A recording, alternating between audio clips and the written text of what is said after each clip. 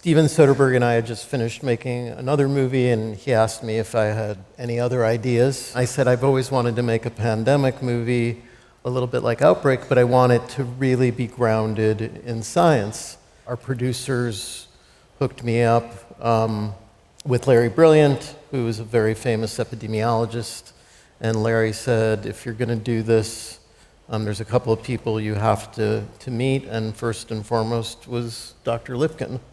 And so I found myself having a drink with him overlooking Central Park not long after. And it was always fascinating to me when I would get called, which happened much more often than I would have preferred.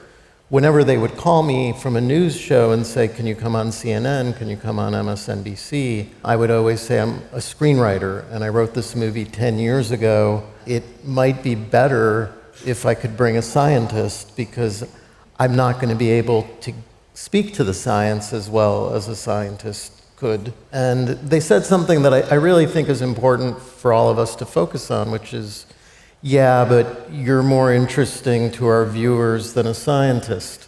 And that may seem innocuous on its face, but it really speaks to a larger problem. And it's a problem that exists, even in the daily newspaper, where we have, people who want the most fantastical story they can get, and they think it's more likely to come from a screenwriter than from a scientist. You get in a lot of trouble very quickly if you start thinking that entertainment is more important than science.